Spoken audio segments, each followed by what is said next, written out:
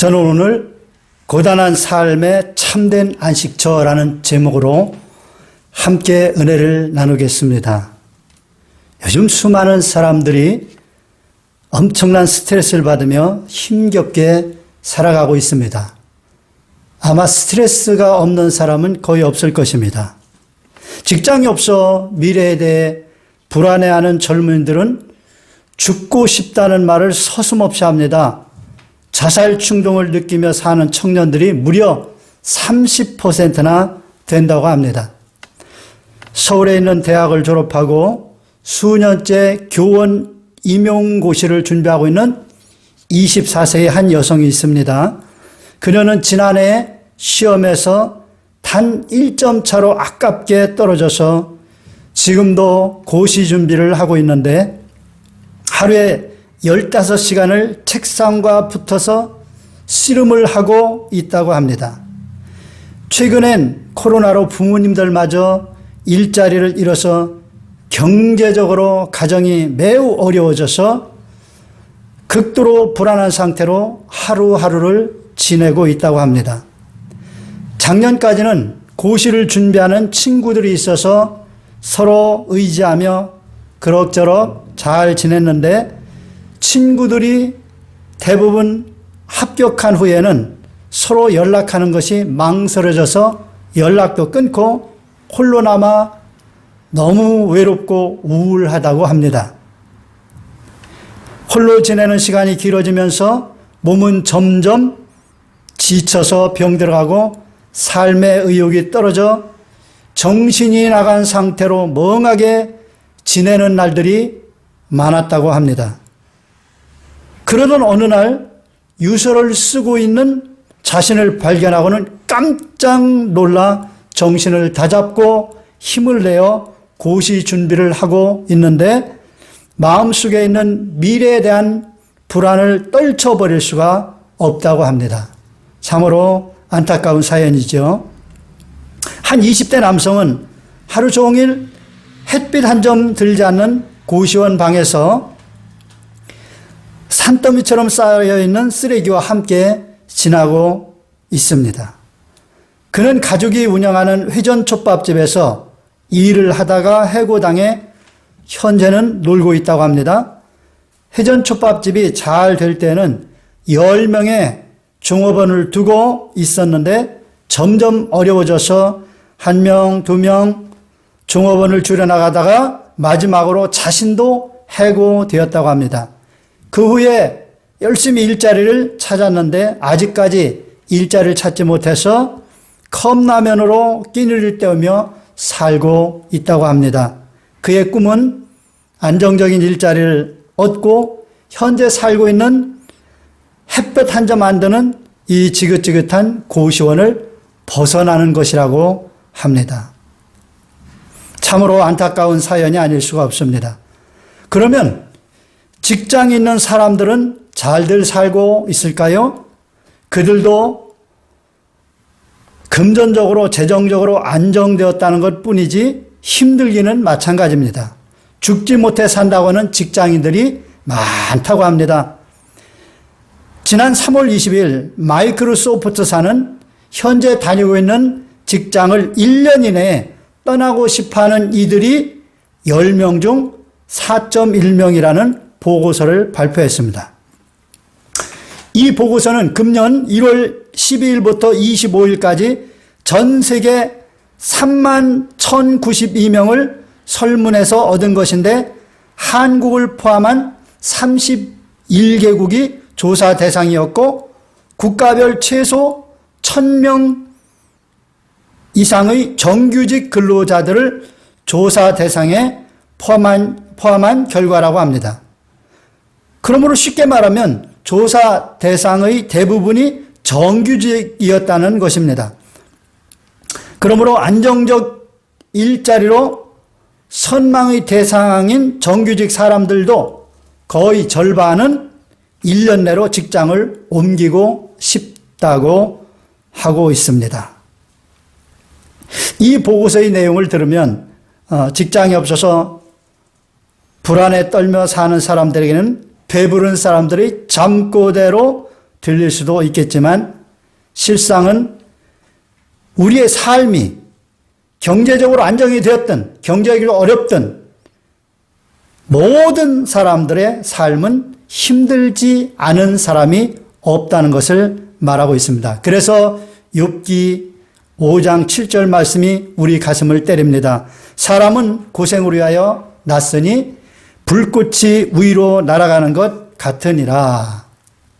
사랑하는 여러분, 남녀노소 빈부귀천할 것 없이 모든 사람은 한평생 수고하고 무거운 짐을 지고 살아가는 것입니다.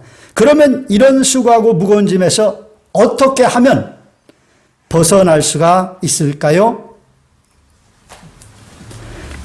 첫째로 예수님께로 가야 합니다.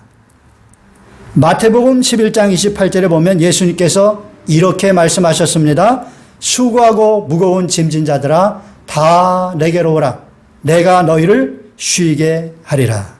사랑하는 여러분, 인류 역사상 어느 누구도 내가 쉬게 해줄 터이니 내게로 오라고 한 사람은 없습니다. 그것은 이 인생의 수고하고 무거운 짐을 해결해 줄 수 있는 능력 있는 사람은 없다는 것을 반증하고 있습니다. 그런데 예수님께서는 수고하고 무거운 짐진 자들은 다 누구든지 다 오라고 초청하고 계십니다. 쉬게 해주시겠다는 것입니다. 그렇다면 예수님께 가면 과연 인생의 수고하고 무거운 짐을 내려놓을 수 있을까요? 확실하게 있습니다. 예수님께 가서 수고하고 무거운 짐을 내려놓은 많은 믿음의 사람들이 이를 생생하게 증언하고 있습니다. 본래 사람은 수고하고 무거운 짐 없이 사는 존재였습니다. 하나님께서 그렇게 창조를 하셨어요. 하나님께서 모든 삶을 다 책임주셔서 사람은 그저 하나님 품 안에서 행복하게 즐겁게 살 수 있는 존재였습니다. 그런데 인류의 조상 아담이 하나님께서 금하신 선악과를 따먹고 하나님을 반역하는 죄를 지어서 하나님으로부터 쫓겨났습니다. 그때부터 모든 인생들은 수고하고 무거운 짐을 지고 살게 된 것입니다. 그런데 예수님께서 십자가에 달려 죽으심으로 말미암아 하나님 앞에 범죄한 인류의 모든 죄를 다 청산해 주셨습니다. 그래서 누구든지 예수님께서 자신의 죄를 청산하신 것을 깨닫고 예수님을 구주로 믿으면 하나님의 자녀가 되어서 이걸 거듭난다고 말합니다. 육신의 부모로부터 난 것, 이게 첫 번째 난 것이고 다시 한번 예수 믿고 하나님의 자녀가 되는 것, 이게 거듭나는 것입니다. 이렇게 거듭나게 되면 하나님과 함께 지낼 수 있고 수고하고 무거운 짐에서 해방되고 하나님의 주시는 은혜와 복을 누리며 살 수 있게 되는 것입니다. 그래서 예수님께 가야만 이 수고하고 무거운 짐에서 해방될 수가 있는 것입니다. 그런데 우리가 꼭 알아야 될 것이 하나가 있습니다. 그것은 이 땅에 사는 동안 육체적으로 삶의 수고하고 무거운 짐을 완전히 내려놓을 수는 없고 오직 우리 마음이 수고하고 무거운 짐에서 해방되어서 쉼을 얻을 수 있다는 것입니다. 우리가 육체적으로 수고하고 무거운 짐을 완전히 벗는 것은 우리가 장차 저 천국 새하늘과 새 땅에 들어가서 주님과 함께 안식하며 영원히 복락을 누리게 될 그때에 이루어지는 것입니다. 자, 그러면 우리가 예수님께 가면 쉼을 얻게 되는데 저절로 쉼이 이루어질까요? 아닙니다. 그래서 우리가 둘째로 쉼을 얻기 위해서는 어떻게 해야 되는지를 살펴보겠습니다. 쉼을 얻기 위해서는 예수님께 배워야 합니다. 그냥 저절로 쉬어지는 것이 아니고 예수님께 배워야 되는 거예요. 예수님을 믿고 구원받은 하나님의 자녀들이 가게 될 영원한 천국에서는 뭐 배울 게 없습니다. 모든 환경이 쉼의 환경이에요. 완벽한 안식처입니다. 그래서 저절로 쉼을 얻게 되지만 이 땅에 사는 동안에는 여전히 우리를 괴롭히는 마귀들이 있고 마귀들에서 이용당하는 수많은 악한 사람들이 있습니다. 그리고 세상도 하나님의 저주 속에 있기 때문에 우리가 이 세상에서 쉼을 얻는 방법을 예수님으로부터 배워야만, 육체적으로는 완전하게 쉼을 얻을 수는 없지만 우리의 심령이, 마음이 참으로 쉼을 얻으면서 살게 된다는 것입니다.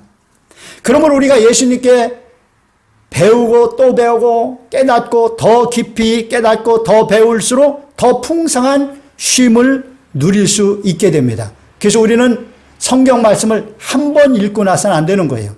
자꾸 읽고 또 읽고 또 읽고 또 읽으면서 더 깨닫고 더 풍성한 쉼을 누릴 수가 있고 더 하나님의 풍성한 은혜와 복을 받을 수가 있는 것입니다.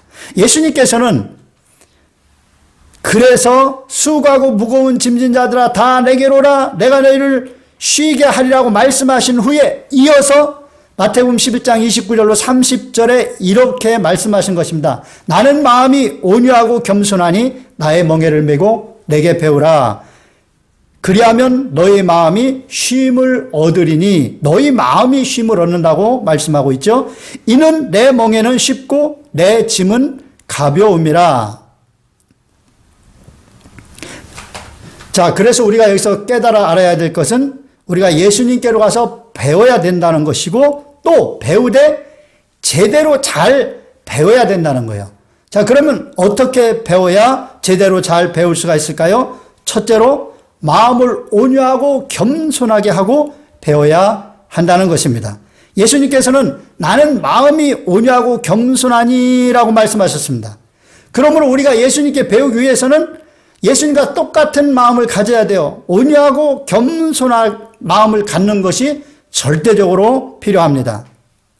많은 사람이 성경을 통해 예수님의 말씀을 읽고 또 목사님의 설교를 들으면서 배우지만 깨닫지 못하는 것은, 제대로 배우지 못하는 것은 마음이 완악하기 때문입니다.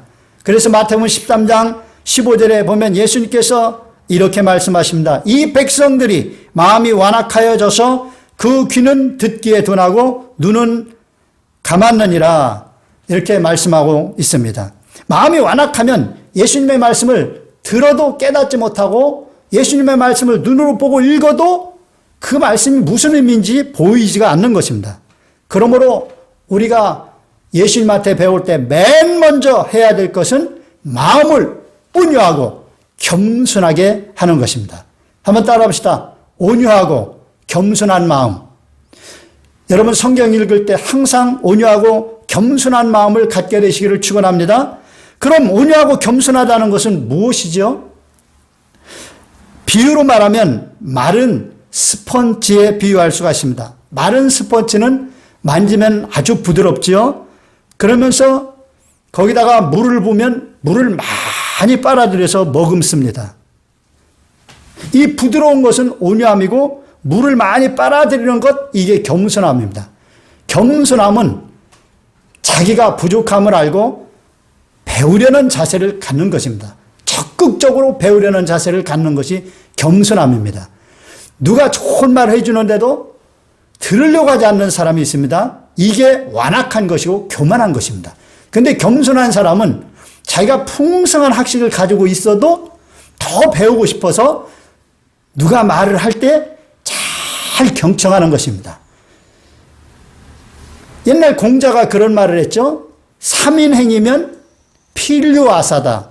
세 사람이 함께 걸으면 반드시 나의 스승이 있다는 거예요. 그러니까 배울 마음을 가지면 어떤 사람하고 동행해도 거기에서 스승을 발견할 수 있다는 거죠. 심지어 어린아이에게서 배울 것이 있다고 그렇게 말하고 있습니다. 여러분, 우리가 예수님께 배울 때에 스펀지처럼 부드럽고 잘 빨아들이는 이 온유하고 겸손한 마음을 갖는 것이 절대적으로 필요한 것입니다. 완악한 마음은 돌 같은 마음입니다. 그래서 딱딱하고 물을 전혀 빨아들이지 못하는 그런 마음이죠. 사람은 태어나면서 세상에서 많은 경험을 하고 많은 것들을 배웁니다. 그래서 이런 것들이 고정관념이 되다 보면 이것이 하나의 완악한 마음으로 자리 잡을 수가 있어요. 그래서 예수님 말씀에 대해서 이런 완악한 고정관념, 돌 같은 마음을 가지고 대하게 되면 아무것도 배울 수가 없습니다. 특히 예수님 말씀 중에는 세상의 이치와 다르고 믿음 없이는 받아들일 수 없는 말씀들이 많이 있습니다. 이런 말씀을 우리가 배울 때에 우리의 고정관념, 이 딱딱한 고정관념으로 대하게 되면 전혀 아무런 깨달음을 가질 수가 없습니다. 예를 들어 볼까요? 예수님께서는 가난한 자가 복이 있으니 천국이 그들의 것입니다 말씀하셨어요. 이거 세상 사람들에게 말하면 부자가 복이 있지 무슨 가난한 자가 복이 있어? 부자가 풍성한 가운데서 천국을 누리는데 이렇게 말할 것입니다. 이런 사고방식으로 그걸 대하면 그냥 마음 문을 닫아버리게 되는 것이죠. 그런데 여기서 예수님께서 가난한 자가 복이 있다고 하신 것은 다 그 의미가 있습니다. 애통하는 자는 복이 있다고 하십니다. 그리고 의를 위하여 박해를 받는 자가 복이 있다고 하셨습니다. 우리의 기존의 세상적인 어떤 상식과 고정관념으로는 이런 것들을 받아들이기 어려운 거예요. 속옷을 달라고 하면 겉옷을 주고 억지로 오리를 가져가고 하면 심리를 동행해 주며 구하는 자에게 주며 꾸고자 하는 자에게 거절하지 말라고 하셨습니다. 원수를 사랑하며 원수가 목마르거든 먹이고 배고파거든 목말라면 마시고 것을 주고 배고파면 먹이라고 말씀합니다. 너희를 박해하는 자를 위해서 기도하라고 말씀하십니다. 주라 그리하면 너에게 줄 것이니 곧 후히 되어 누르고 흔들어 넘치도록 하여 너에게 안겨주리라 말씀합니다. 보물을 하늘에 쌓아두라 하시며 네 보물이 있는 곳에는 네 마음도 있다고 하셨습니다. 너희는 먼저 그의 나라와 그 일을 구하라. 그리하면 이 모든 것을 너에게 더하시리라고 하셨습니다. 이런 말씀들은 교회 다니는 성도들도 잘 실천하지 못하는 말씀입니다. 그런데 바로 이런 말씀들을 실천하지 않기 때문에 쉼을 얻지 못하는 것입니다. 만약에 여러분의 친한 친구가 여러분에게 어디를 가야 되는데 같이 동행해 주자고 했을 때에 동행을 해주지 않으면 어떻습니까? 내 몸은 편하고 나에게 시간을 절약해서 뭔가 딴 걸 할 수 있어요. 그렇지만 그 친한 친구와의 관계가 뒤틀어지게 되고 그로 말미암아 친구로부터 어떤 필요한 것들을 구하게 될 때, 도움을 구하게 될 때 그 도움을 받을 수 없는 상황이 될 수가 있는 거예요. 그러므로 친구가 오리를 걷자고 하면은 특별한 일이 있으면 양해를 구해야 되겠지만 그렇지 않으면 심리라도 동행해 줄 수 있는 이런 마음을 가질 때 모든 인간관계가 좋아지고 그럴 때 우리 마음이 참 평안하고 복되다는 것입니다. 예수님께 하신 이런 모든 말씀들은 수고하고 무거운 짐을 내려놓게 하는데 절대적으로 중요한 말씀입니다. 그런데 대다수의 성도들이 이를 받아들이지 않습니다. 특히 원수, 집안 식구가 원수라고 그러잖아요. 그래서 집안 식구들 때문에 마음의 상처를 가지고 한평생을 힘들게 사는 사람들이 얼마나 많은지 모릅니다. 여러분, 우리 예수님께서는 원수를 사랑하라고 말씀하고 있고 원수가 배고파면 먹이고 목말라면 마시우라고 말씀하고 있습니다. 옛날에 그런 속담이 있잖아요. 미운 자식에게 떡 하나 더 주라고. 이건 굉장히 성경적입니다. 미운 자식 미워하면은요, 완전히 인간관계 틀어지고요. 그 인생 망쳐집니다. 근데 자꾸 떡을 주면서 사랑을 베풀면 사람이 바뀌고 변화가 되는 것입니다. 여러분, 이 예수님의 말씀을 실천할 때 우리 마음이 편안하고 쉼이 있어요. 여러분 가정에 정말 마음에 안 드는 형제자매가 있다. 부모님이 마음에 안 든다. 자식들이 마음에 안 든다. 그것 때문에 마음의 미움을 가지고 살아보세요. 한평생 이것이 수고하고 무거운 짐이 되어서 여러분의 마음에 쉼이 없는 거예요. 그러니까 예수님 말씀대로 예수님께서 가르쳐 주시는 대로 하면은 우리가 참으로 쉼을 얻고 인생을 복되게 살 수 있는 것이 맞는 것입니다. 사람들은 그럽니다.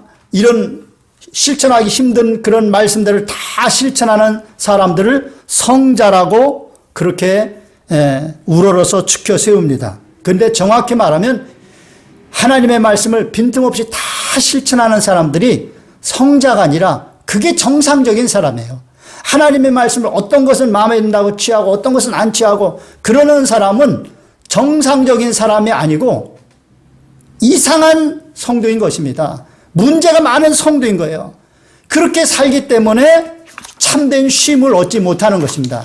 주님 말씀대로 하면 주님께서 그 말씀에 대해서 책임져 주시고 참된 쉼을 얻게 해 주시는 거예요. 사랑하는 성도 여러분, 왜 대다수의 그리스도인들이 수고하고 무거운 짐을 내려놓지 못하고 어렵게 살아가는지 아세요? 마음이 온유하고 겸손하지 않고 돌처럼 완악해서 예수님께 제대로 배우지 못하기 때문인 것입니다. 사랑하는 여러분, 오늘부터 스펀지처럼 온유하고 겸손한 마음으로 예수님께 배우시기를 축원합니다. 성경을 펼쳐 읽을 때 먼저 마음부터 온유하고 겸손하게 하고 말씀을 읽으시기를 축원합니다. 마음이 온유하고 겸손해지면 성경이 달아집니다. 꿀보다 더 달아집니다.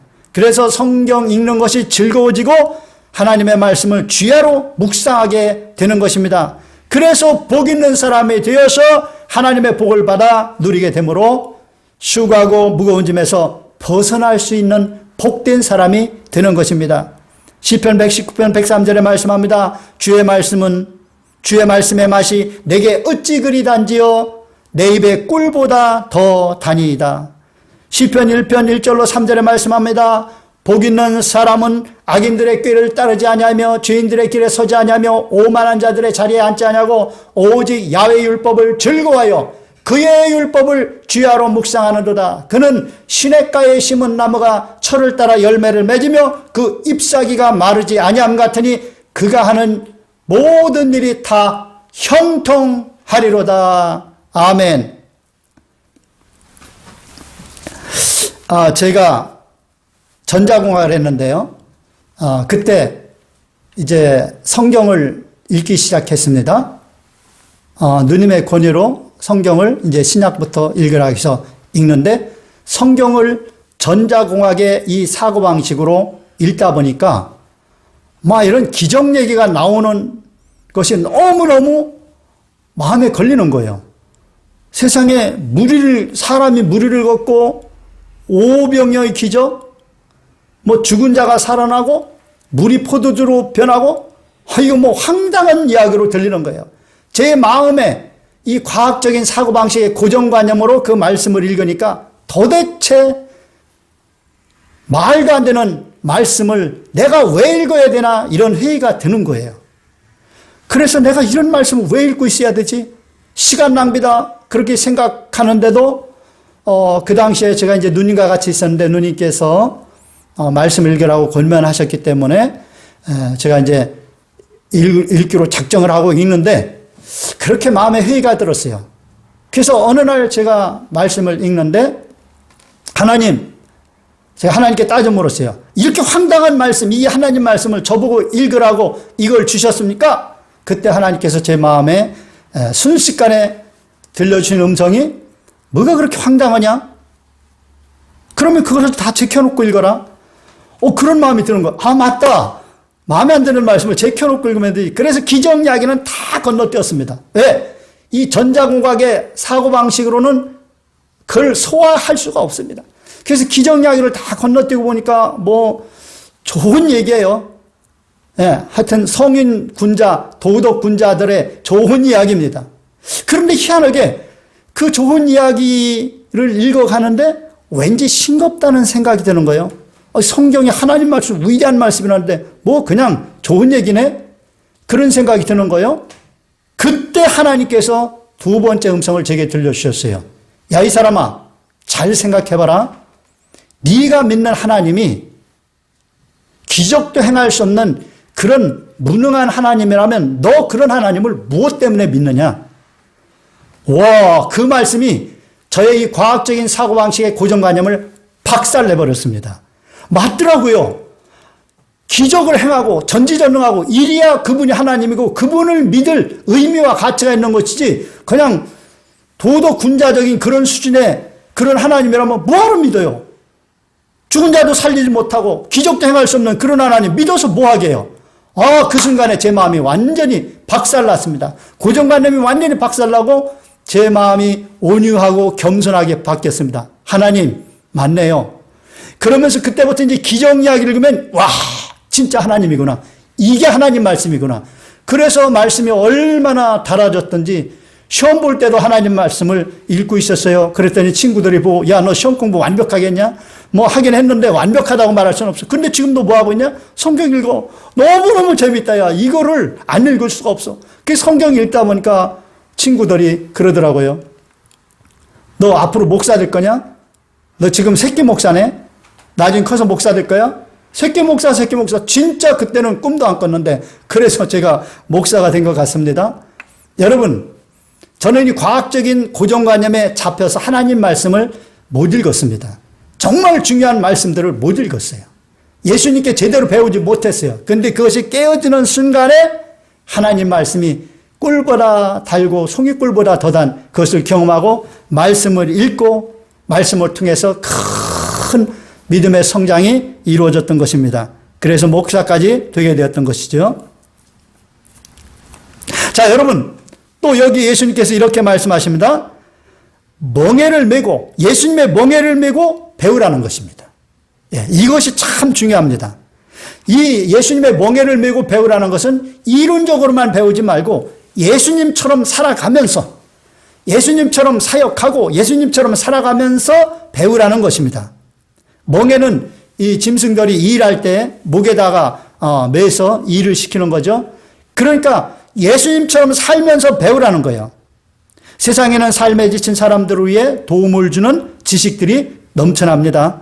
옛날에는 이런 지식들이 주로 책으로 전달되었는데 요즘은 유튜브에 전문가들의 동영상으로 많이 올려져 있습니다. 그래서 쉽게 접할 수가 있습니다. 그래서 저도 이렇게 설교를 준비할 때 같은 주제의 설교들을 동영상으로 보고 또 세상 사람들을 파악하고 세상 사람들 어떤 상태에 있는가 그런 관련 주제의 동영상들을 쭉 한번 훑어봅니다.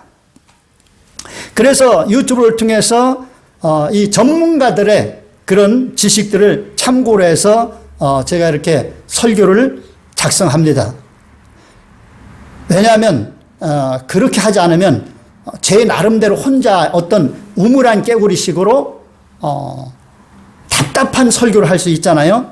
그래서 그런 것을 깨부수기 위해서 이렇게 하고 있습니다. 그런데 제가 이렇게 하면서 항상 깨닫는 것은 사람이 경험하고 깨달은 것을 정리한 이 지식은 약간의 유익은 있으나 근본적인 해답을 주지 못한다는 것입니다.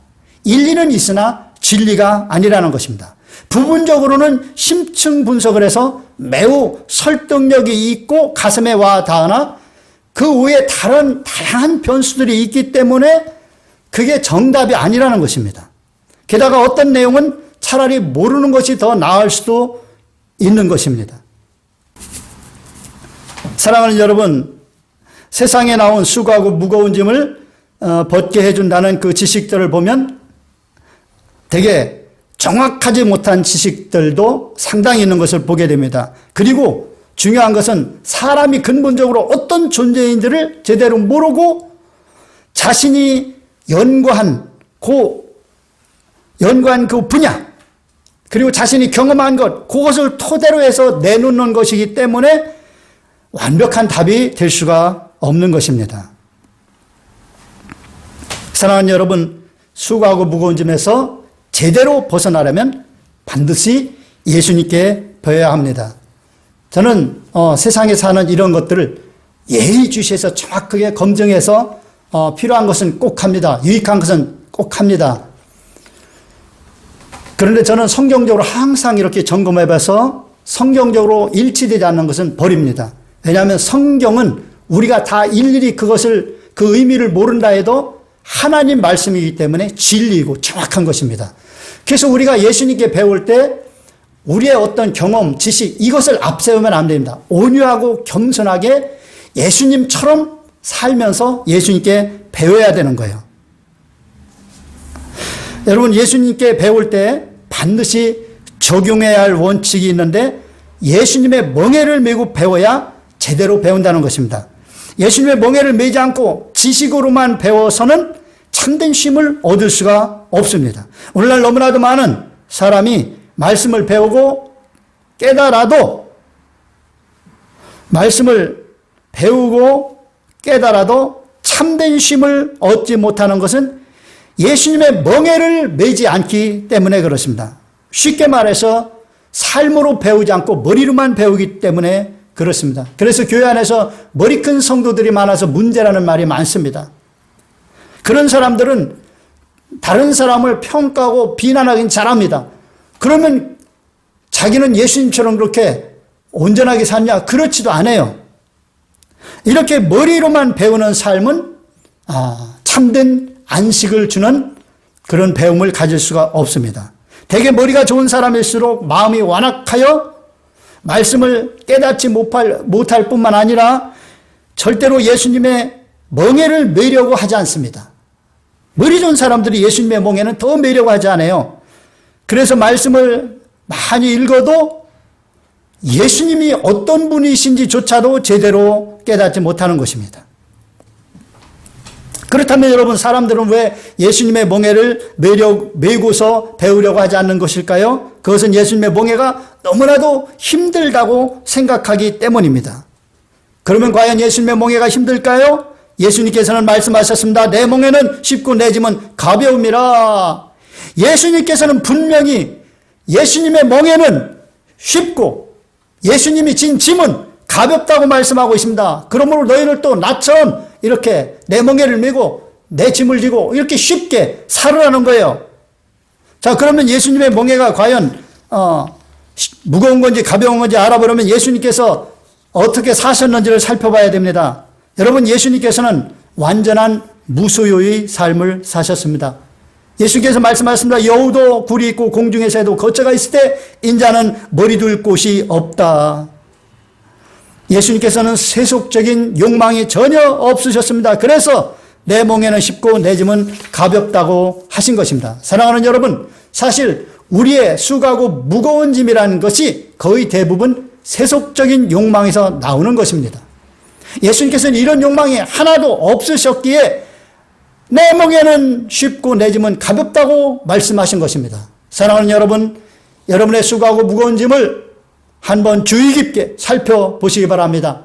아마도 잠시 있다 썩어 없어질 세상 것들로 인한 것일 것입니다. 하나님께로부터 온 영원한 것이 아닐 것입니다.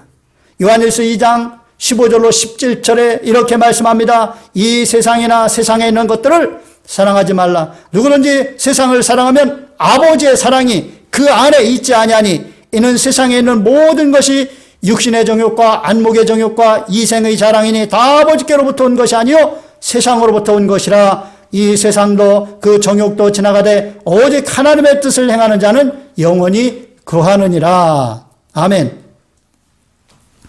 오늘 말씀을 듣는 분들 중에 혹 하나님의 능력으로 자신의 수고하고 무거운 모든 것들을 다 해결해서 자신이 부족한 것 다 채우고 자신의 문제 다 해결해서 그 수고하고 무거운 짐을 해결되기를 기대하신 분들이 계셨다면 실망을 하셨을지도 모르겠습니다. 저는 그런 분들께 마음을 새롭게 하셔서 세상 중심으로 계획하고 살아왔던 인생 노정을 버리고 인생의 새 판짜기를 해보실 것을 적극적으로 권면합니다. 왜냐하면 삶의 수고하고 무거운 짐은 기존의 삶의 방식, 기존의 라이프 스타일에 단순히 하나님을 끌어들인다고 해서 해결되는 것이 아니기 때문입니다. 오직 온유하고 겸손한 마음으로 예수님의 멍에를 메고 배우면서 인생의 새 판을 짜야만 해결되기 때문입니다. 쉽게 말하면 지금까지 여러분이 중심이 되어 살아온 인생을 이제부터는 예수님이 중심이 되는 인생으로 바꿔야 한다는 것입니다. 따라합시다. 예수님 중심, 예수님 중심의 삶, 예수님 중심의 삶으로 살아야만 예수님의 멍에를 메우고 인생의 수고한 무거운 짐에서 확실하게 벗어날 수가 있는 것입니다. 여러분, 예수님께서는 마음이 쉼을 얻는다고 말씀하셨어요. 우리가 예수님처럼 온유하고 겸손한 마음으로 멍에를 메고 예수님처럼 멍에를 메고 배우면 우리가 원하는 것들이 다 채워져서 우리가 수고하지 않아도 육신이 편안하게 지낼 수 있는 쉼이 얻어지는 것이 아니고 우리 마음이 쉼을 얻는다는 거예요. 우리가 예수 믿은 후부터는 사실 육체적으로 더 많이 수고하고 헌신하며 살게 되기도 합니다. 믿지 않는 사람들에게 본이 되는 삶을 살기 위해서 많이 절제하고 인내하고 희생하고 헌신하는 과정에서 훨씬 더 수고하고 무거운 짐을 지고 살기도 하는 것입니다. 그래서 전도할 때 어떤 사람들은 말합니다. 교회 다니면 주일에 쉬지도 못하고 교회 가서 봉사하고 예배드리고 그러면서 해야 되는데 나는 도대체 그렇게 할 자신이 없습니다. 그래서 교회 못 나가겠습니다. 지금은 교회 나갈 생각이 없습니다. 나중에 언제 한번 나가도록 하지요. 참 맞는 얘기 같아요. 그런데 이는 하나는 알고 둘은 모르는 말입니다. 교회에 다니면 겉으로는 더 바쁘게 수고하고 무거운 짐을 지며 사는 것처럼 보이지만 사실은 그 모든 것들이 즐거움이 된다는 사실입니다. 그래서 마음은 한없이 기쁘고 즐거운 것입니다.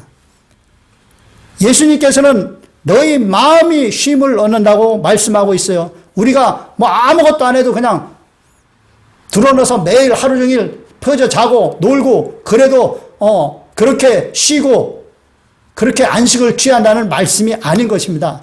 열심히 수고하고 애를 써도 그 모든 것 자체가 리크리에이션이 되고 그것이 가치가 있고 그것이 의미가 있어서 그것이 돈 벌어 먹기 위한 일이 아니고 그것이 내 인생의 보람이고 가치가 있고 그래서 그것 때문에 기쁨이 있고 그것을 할 때 즐거운 그래서 마음이 안식을 누린다는 것입니다. 그리고 예수님을 주인으로 삼고 말씀에 온전히 순종하며 살면 그 과정에서 우리에게 힘들고 어려운 일이 있을지는 모르지만 그것도 우리가 즐거움과 기쁨으로 하게 되고 예수님 말씀에 순종했기 때문에 우리의 범사의 삶에서 우리 하나님께서 놀라운 은혜와 축복을 주셔서 문제가 없게 하시고 하나님의 복이 임하게 하시는 것입니다. 그래서 정말 신실하게 신앙생활 하는 사람들은 사업을 해도 잘 되고 직장에서도 머리가 되고 꼬리가 되지 않고 위에 있고 아래에 있지 않고 잘 되는 것입니다. 그래서 예수님을 잘 믿은 나라마다 다 선진국이 되고 집안마다 다 잘 되고 형통하게 되는 거예요. 물론 예수 믿다고 해서 바로 되는 건 아니지만 정말 예수님의 말씀을 제대로 순종하고 살면 우리의 삶의 모든 것들이 의미 있고 가치 있고 보람이 있기 때문에 그 자체가 기쁘고 복되고 그래서 겉으로 볼 때는 수고하고 무거운 짐이 여전히 있는 것 같고 오히려 더 많아 보이기도 하지만 마음에는 한없는 평안과 즐거움이 있기 때문에 참된 쉼을 얻게 되는 것입니다. 그러므로 말씀을 정리합니다. 수고하고 무거운 짐진 여러분이여 예수님께 오십시오. 그리고 온유하고 겸손한 마음으로 예수님의 멍에를 메고 예수님께 배우시길 바랍니다. 그래서 예수님 말씀에 순종하는 자에게 주시는 복을 풍성하게 받으시고 항상 마음에 기쁨과 보람이 넘치고 감사가 넘치는 참된 안식이 충만한 삶을 누리는 여러분들 되시기를 축원합니다.